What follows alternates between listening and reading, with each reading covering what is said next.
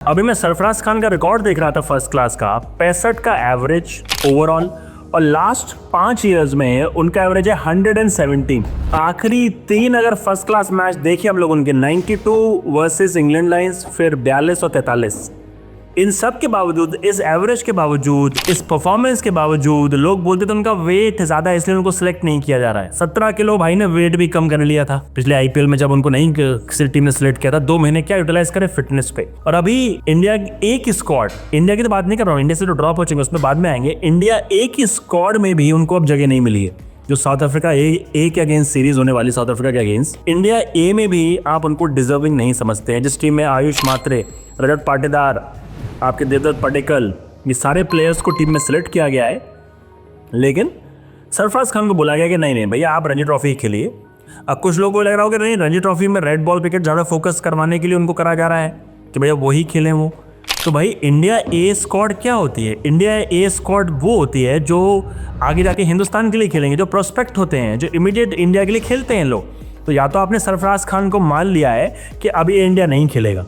ये वही बंदा है जिसने अपने डेब्यू मैच में 100 लगाई थी, कमाल की 150 अगेंस्ट न्यूजीलैंड।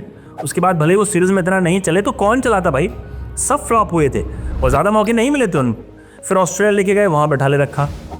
इंग्लैंड दौरे में सिलेक्ट ही नहीं किया, करुण नायर को सिलेक्ट किया आपने साई सुदर्शन को मौका दिया।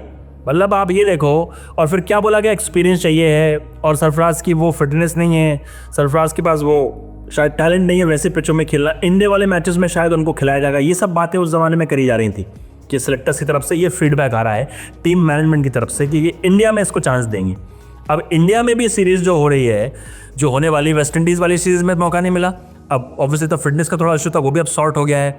लेकिन उसके बाद भाई साउथ अफ्रीका आ रही है, फिर उसके बाद और भी टीम्स इंडिया आएंगी। आपने इंडिया ए में नहीं आया लड़के को, और ये वही लड़का है जो इंग्लैंड लायंस के अगेंस्ट 92 रन मार के आया था अभी रिसेंटली, जो आखिरी मैच इंडिया के लिए खेला था सरफराज ने, उसमें भी परफॉर्मेंस। तो मतलब यार कभी कभी ऐसे करियर डिस्ट्रॉय हो जाते हैं अगर आपको सिलेक्टर्स, कोच आपको हुनरमंद ना समझे। या तो सिलेक्टर्स ने मान लिया है, टीम मैनेजमेंट ने मान लिया है, गंभीर ने मान लिया है कि भैया ये बंदा उस लेवल का टैलेंट नहीं है जो इंडिया के लिए खेले। मतलब वो अपने आप में शॉकिंग है, क्योंकि फर्स्ट क्लास में उठा के देखो रिकॉर्ड, इंटरनेशनल में भी जो लिमिटेड चांस मिला उसमें क्या कमाल की 100 लगाई थी।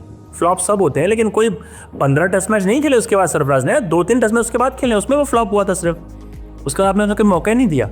तो मेरे हिसाब से ये करियर सरफराज का अंडर डाउट में मेरे हिसाब से, क्योंकि अगर आप उनको अभी इतना टैलेंटेड नहीं समझ रहे कि इंडिया के लिए वो नहीं खेल सकते, तो आगे जाके हिंदुस्तान के लिए कैसे कम बैक करेंगे मुझे समझ में नहीं आता है। मतलब शॉकिंग है मेरे लिए कि आपको सरफराज को लंबा रन देना चाहिए था, जैसा उनका गेम था उनको ऑस्ट्रेलिया में भी चांस मिलना चाहिए था, उनको इंग्लैंड में भी चांस मिलना चाहिए था। उसके बाद अगर वो back to back 2 series flop होते तब सोचा जाता कि भैया इस बंदे में इतना हुनर नहीं है कि नहीं खेल पाएगा, और आपने कैसे मान लिया कि बाउंसी विकेट पे नहीं खेल सकता है।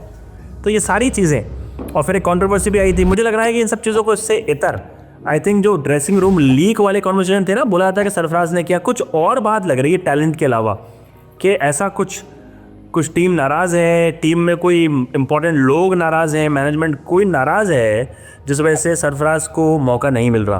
ये तो और कोई रीज़न नहीं समझता मैं कि इंडिया ए में सरफराज खान को मौका नहीं मिल सकता। इंडिया ए के लिए अभी 117 का एवरेज पिछले 5 सालों में, जिसका 65 का एवरेज रणजी ट्रॉफी का, इसको डेफिनेटली रेड बॉल खेलना चाहिए था हिंदुस्तान के लंबे समय के लिए। लेकिन आई थिंक ये करियर डिस्ट्रॉय होने की राह पे है, और अगर ऐसे रहा तो ये अच्छा साइन नहीं रहेगा। रणजी ट्रॉफी में ऐसे बार बहुत सारे क्रिकेटर आए हैं जिन्होंने 10-10 रन बनाए, रनों के अंबार लगाए, उन्हें कभी ज़्यादा मौका नहीं मिला हिंदुस्तान के लिए।